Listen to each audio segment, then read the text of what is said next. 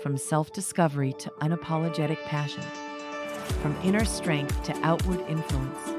It's Your Turn charts the journey of empowerment. Welcome to our series, where the book comes to life. In each episode, we explore a chapter's wisdom through real stories.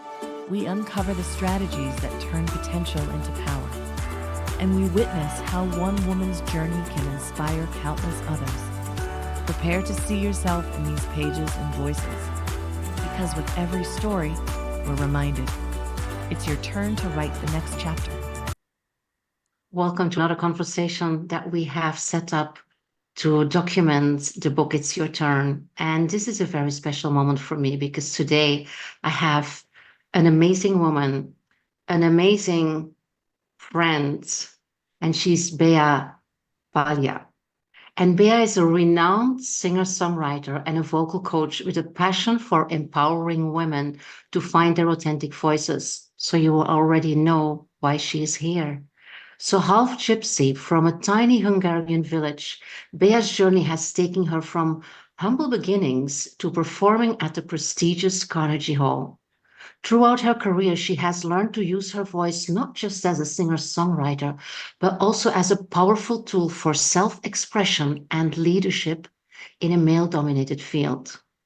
With many years of experience in the Queendom of Voice, Bea is now on a mission to share her wisdom and help women step up and step out powerfully. She believes that every woman has the destiny to be a woman of influence and impact, and she is dedicated to helping them unlock their full potential. Bea has created transformational programs designed to empower women to embrace their authentic selves and share their unique gifts with the world. And her commitment to empowering women through voice and self-expression is unwavering, making her a beacon of inspiration and confidence for all those who seek to find their true voice and make a meaningful impact. Bea, you could not be here for the book. Welcome. You are so welcome here. How are you doing?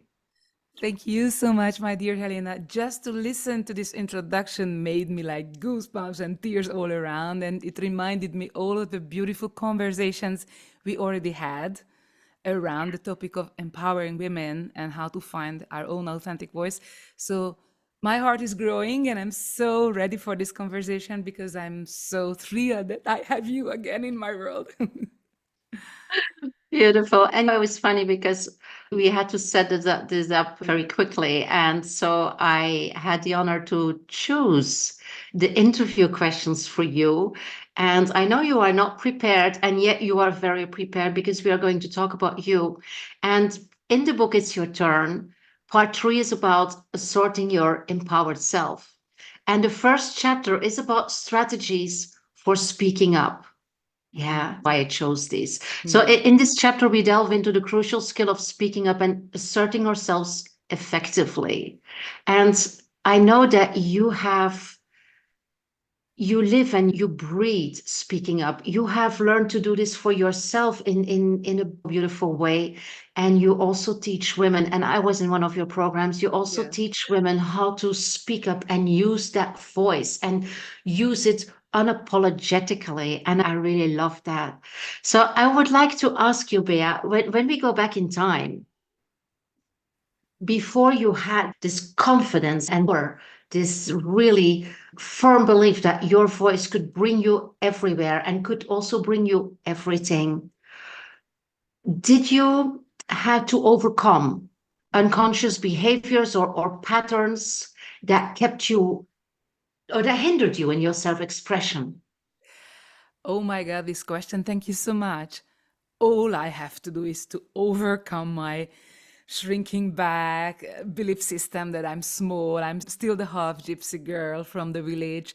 I'm Hungarian. Who am I to talk and speak and teach in English, etc.? So all my job is what I am teaching now today to women, so I can from the bottom of my heart and belly and every body parts, I can really walk my talk and teach my experience because I have a long path with that. So thank you for this beautiful question because in a moment when I was listening to you speaking, I was thinking back of my mini me and little self singing on stage, although I had the singing, and I coming back to that in a moment. But I was like a little girl raised up in a family of ugly cultural workers. So I was basically born to work on the fields.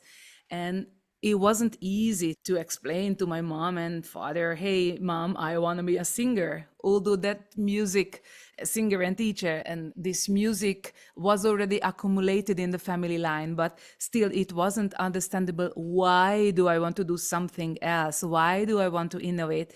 And this is very much connected to the voice because, as I said, I, I was very insecure and lack of self confidence. And I was a child raised up in a family with a lot of forced respectful things and politeness. It wasn't easy as a child, but I always had the voice, although not the voice who could really speak up in every situation. And speaking up in English is a beautiful term, we can get that, but I still had the singing voice. So my first, let's say, route was the singing voice and the songs I had. So I came from this rich Hungarian and later on Gypsy, Jewish, Bulgarian musical culture, which made my voice stronger. But in my way, I could use my voice only on stage or only when I sing. So it was another chapter in my life when I got to the point that I can say my own truth with that very voice. But I needed to make the connection between those two, and it was decades later. So if you ask me this question about the early times, it was the little beautiful Bea with beautiful singing voice. But then I became a female leader, a woman leader, and I realized that this very voice is my main support to become to who I am today and to speak up.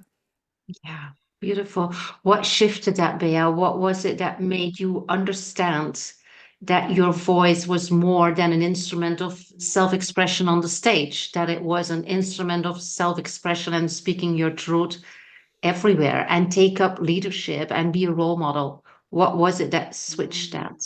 So I was on stage from the age of 6, very early on. And the first big moment is actually when I left stage. There is this saying that the stage that means the world. And I realized that there is a world beyond the stage. So it was the other way around. So a little bit before my early 30s, I started to make journeys just for the sake of journey and not to make tour and not to climb on stage and to sing. So this little distance from my singing career helped me realize that, oh, there's a whole other world beyond singing, and there's a whole other way beyond singing, how to use my voice and, I don't know, saying what I think, or there asking for something new, or I don't know, speaking another language that I never knew, or maybe loving someone in other language. I had like relationships in Spanish, in French, and in English, and so it was these distances from my strictly singing career helped me to see, okay, there are other ways. And also I was thrown in the sea of the non-Hungarian speaking world, or also lately thrown in the sea of non-singing, let's say, because of the year of 2020 when COVID hit. And from one day to another, there were no concerts at all. So, what can a singer do?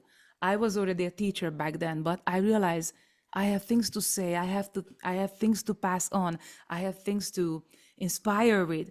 I want to say things that I can't say in songs. And having this viewpoint change or distance or transformational otherness in my life helped me really realize that it's not just the singing itself, but it's also what I say and how I say it. And then I realized, but oh my God, I'm in the Queendom of Voice in the last 40 years. I can use that not just when I sing, but when I speak. I am doing it now. So I do it on purpose because I can speak in a singy voice. Like I can use my voice as an expression of what I want, as an expression of my true feelings, even though sometimes I might not be clear about what I really think, like how to express this with words, but the expression, the emotion behind, I can surely express with my voice. So Yeah. I'm demoing it now.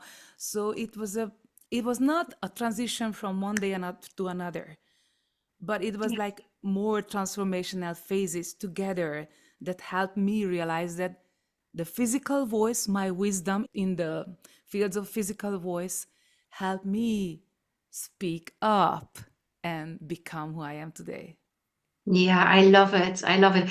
And you know that because you are a singer and also a dancer and also an actor, you are very much aware of your body, and you are also very much aware about of the bodily functions in order to literally raise your voice and open up and expand and Yeah. take space and be creative. And that is so beautiful. I see that in all your work, also in your coaching programs with women.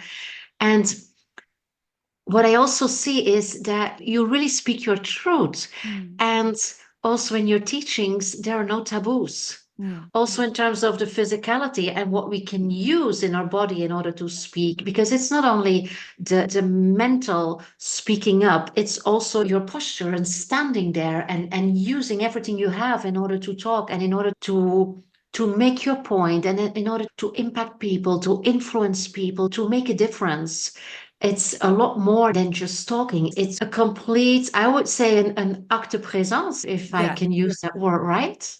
I love that. And I'm so happy you make the curve of the conversation towards that direction, because this is exactly what I wanted to highlight. That what speaking up, it's a nice expression, yes, but what speaking itself means on the first place. What does this mean? Because we tend to concentrate on the meaning of the word. So very likely, if you ask that question of your people, of your women, of on the social media, what speaking means, that probably they are saying communication or saying words or talking. So it's connected to this very beautiful smart brain part of us, this front head part of the brain, but this neocortex. But very probably what you rarely hear in terms of speaking is that, oh, it's communicating the emotions. It's like the act of presence, as you are saying, making your listeners understand and feel what is your body sensation at the moment and connect through that. Mhm. And I think there are more and more wisdom out of this, even in the world of leadership and business. But still, we tend to emphasize the meaning of the words, the smart brain. Although how smart we can be, all the conversation will be stuck as emotions. Like I'm looking at you now and I know the, I don't know, the hundreds of conversations we had, and all of them is not in my brain, more in my reptile brain and my heart and my body and my belly. So it's so beautiful that whatever we we think of speaking is the act of presence with the aim of connecting to the other. And connection, yeah, and connection comes with this very sharp heightened presence of your being, which is happening, the heightened presence of the use of your body and voice. Yeah, absolutely. And I think you, as a singer-songwriter, you also connect with your audience when you are on stage and you get them into your flow. You basically take them with you where you want to have them. And when we speak up as women leaders, when we have a project, when we have our aspirations, when we co-create things together, actually it's the same. It is about how to speak in a way that people know that we speak our truth and that it is, like you say, it's our mind, our heart, our soul, all connected and all aligned. And so people can feel that they can trust us and Mm. that they can co-create with us, that they can go Yeah. along with us, that we can do things together, that we can sponsor each other. I think that is so powerful. And that is also what I see and feel when I have conversations with you and when I see you do your work, actually. Yeah. Yeah. And you know what quality comes into that when we speak about truly connecting and truly creating trust with voice, it's vulnerability. And I don't know if you have a question prepared about that, but I think we talked about it. And I think it's a very important piece of my teaching and my message and my course too, that when we use our voice authentically, it means that we also show things that we are not so sure of, or not, we are not processed fully. It may be a brainstorming, like you are doing co-creation retreats, you just mentioned. I assume that women there not certainly know what they are saying in the moment, because it's just an idea that comes in the moment or a fleeting thought. And what's behind is, oh, will they love me for it? Will they judge me for it? Maybe they will say that it's not good enough. Maybe someone else already did that. So all these thoughts in a nanosecond came to our head. And many times what I see in women, they rather don't say because of the fear of being judged. And so what I learned with the help of music and singing is that yesterday I just had a concert with the most touching moments many times for my audience is when I do a very airy voice, or almost like a not perfect rush voice in the singing, because the emotion in the song requires that. And this vulnerable, fragile human moment connects us, and is just the same when we speak up. And yes, we have to be powerful. Yes, we have to prepare our speech. Yes, we have to say it loudly sometimes. But at the same time, we have to have the courage to show our vulnerable parts. So let me give you just a short example with that. I was really worried about who am I, the Hungarian gypsy girl, to teach in English. And we have a beautiful common friend and coach, Deborah Lindegren, who taught us how not to shrink ourselves back and not to make ourselves smaller. But it was not an easy process. And still, as I was preparing this conversation, I know you love me and I love you, but still I was like, will my English be good enough? Or will my sentences will flow enough? And then I realized I reminded myself of my own teaching, but you teach that vocal presence is the art of the being in the body, being in the moment, and you use your voice as it is in the moment. Even though just an hour before I had a fragile moment with my daughter, here I am and love you and love everybody who is listening this talk, because I'm sure you will find at a moment when you are not perfect and yet you still need to speak up. And there are many ways of speaking up, like speaking your own truth at the moment, which might be a vulnerable, weak, airy, rush, broken voice, and you still do the voice work that is required to be authentically there. Yeah, beautiful. I just had 2 days of co-creation with Dion, who's also one of the women that I interviewed for this book. She's amazing. So if you haven't seen the interview yet with Dion Johnson, then please have a look. And we were talking about, and this is also what we talk about in the book. It is about developing your vision for the world and your vision of who you want to become in this world and what legacy you want to have. And developing that vision is one thing, because you can have that in your head. But then it is about finding the narrative to express that vision, to share it with others. And there, absolutely, Bea, there is this element of vulnerability. Not sure yet. I'm not sure if I have everything, if I have all my ducks in a row yet, or I cannot find the right language for it yet. And Dion and I have spent 2 days together here in Andalusia. It was amazing.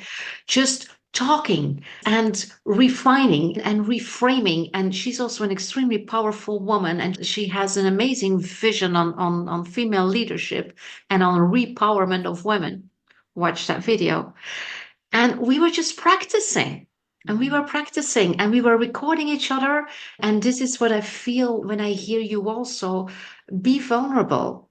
and look for your community of support. Look for people that will really sponsor you in your vulnerability and in developing that vision and in learning and practicing on how to speak your truth for a bigger audience, because people need to hear your voice. I Mm. remember you saying that also. People want to hear your voice. They need to hear you, right? Oh my God, this chapter first, I'm jumping right after it and watching this interview with Dion.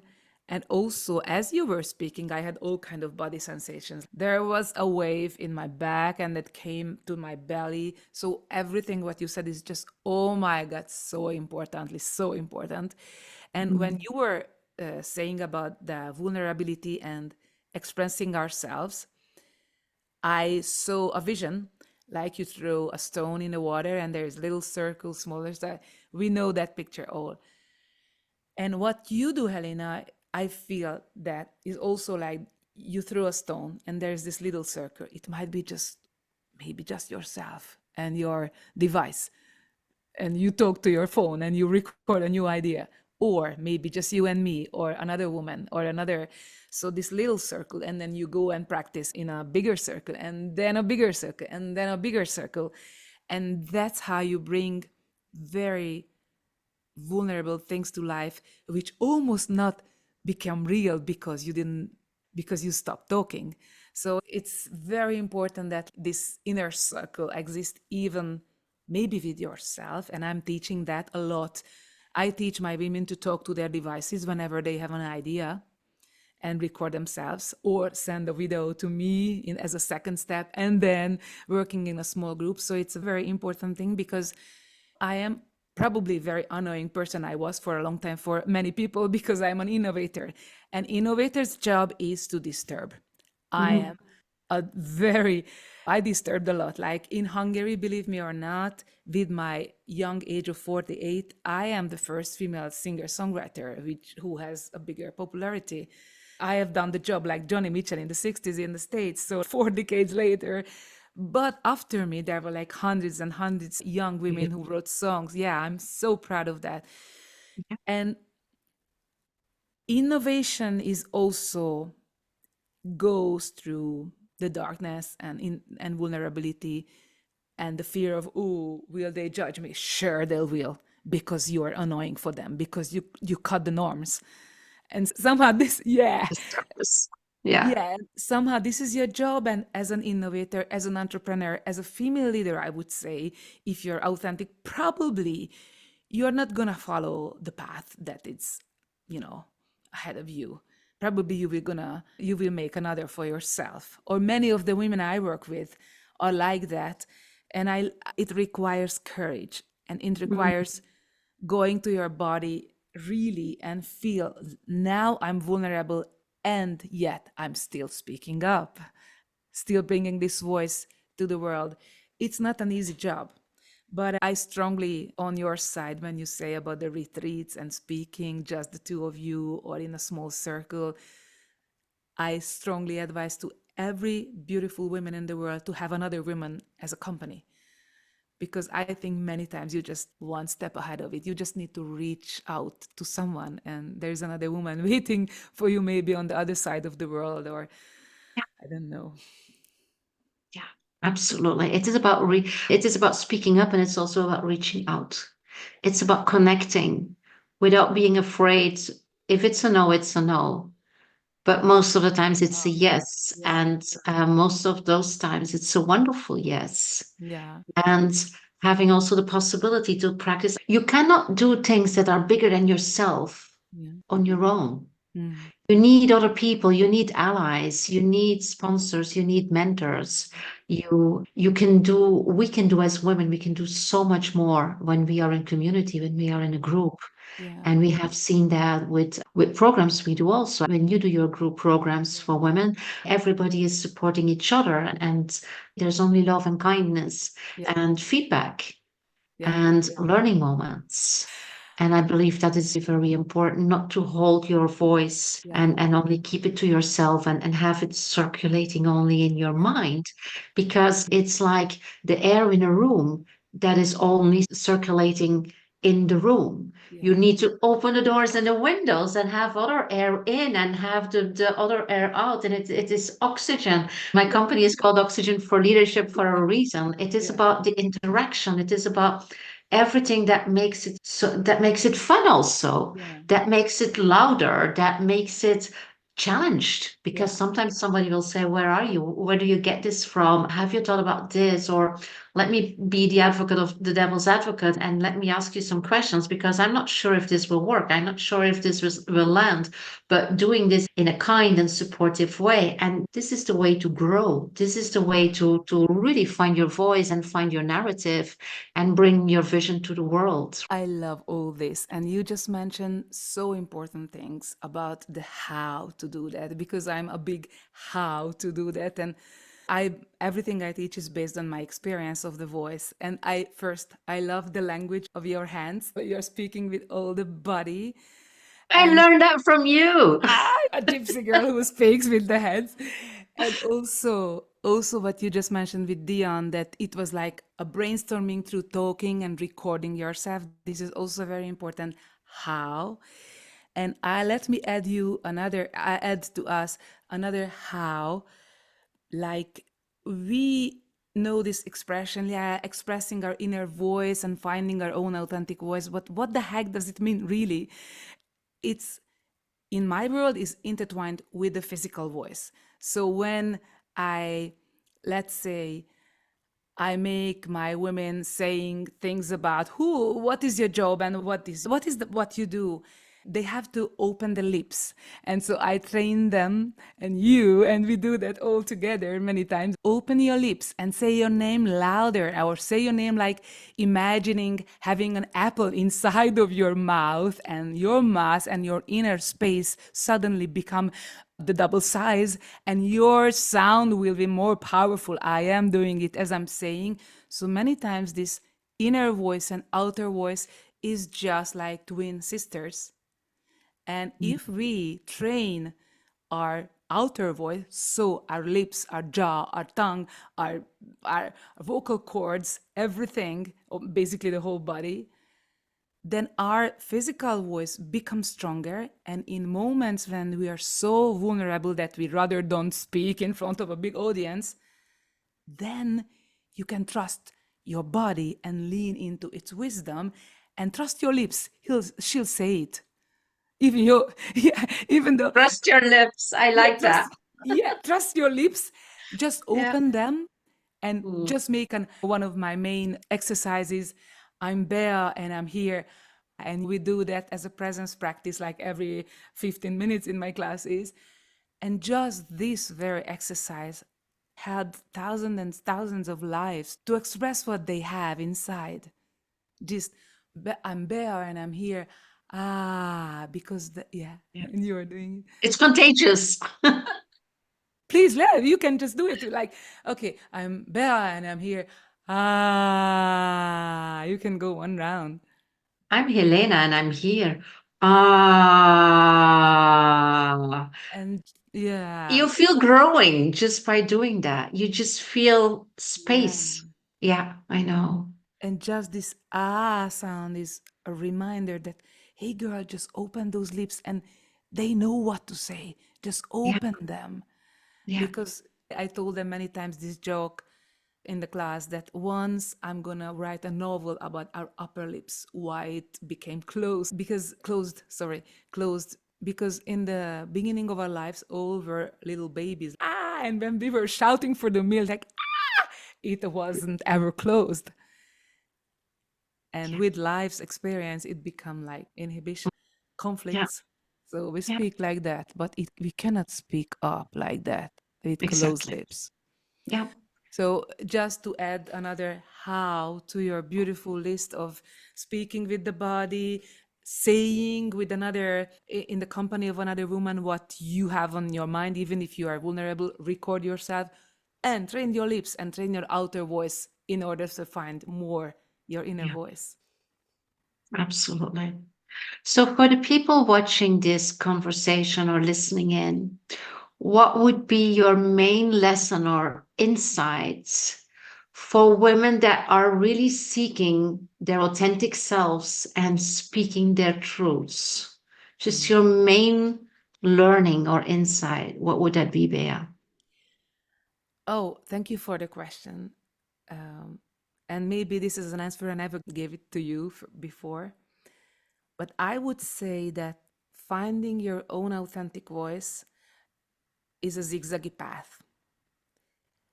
And know when it seems like the darkest time of your life, that's where the true treasures lie. Mhm. So there, continue your journaling or continue your speaking practice or singing practice even when you feel the worst. And this summer was maybe not my worst, but it wasn't like the most shiny times of my life. Yet I wrote 10 songs of it and I developed the program I'm going to teach in Oxford. So trust even your darkest times, trust your voice, and know that if you speak up from that place, maybe it's just an inner circle talk, you find treasures there. Mhm. That's beautiful. That's absolute gold. Bea, thank you so much. I could do interviews with you every day. Me too Um, with you. I believe that what you brought here, what you shared here in order to support and also document the book, document It's Your Turn, that is so beautiful. And I cannot thank you enough. And I know that this conversation again will awaken women in terms of what is possible with their voice, with their body, with the alignment of everything and using what they have. And I thank you so much for this contribution. I thank you so much for the support. This is basically my vision also come to life in how women together support a project like my book or like other projects that are initiated by many women. If you can find and also ask for the support and then receive the support and appreciate it, we can accelerate and we can multiply our impact and our influence. And so thank you so much for being a part of this. You rock, absolutely rock. Thank you so much for having me. And let me just add one sentence to this. Let me highlight and praise and uplift your consistency and love in details and true love in whatever you do, because I am one of the luckiest person because I was your guest. And just the way you make food, just to make you receive us, receive guests, just the way you make a Facebook or LinkedIn post, whatever, you're so dedicated to details and beauty in life. And this is something I really learned from you also, and the consistency also. Then this this, you're never tired, you never get tired, you just go. And women like you, I think, has the true potential to change the world and really make this sisterhood not just a world but a real thing. Thank you so So much. And we will do this together. yeah, We will make this a better world yeah. together with all women that are awakened and that know that it is our turn, isn't it? Yeah. Oh, sisters, let's go down, let's go down. Don't you gonna go down? Come on, sisters, let's go down, down in a river to pray. Beautiful. Thank you so much, my dear Bea. Much Thank you love. so much. Thank you.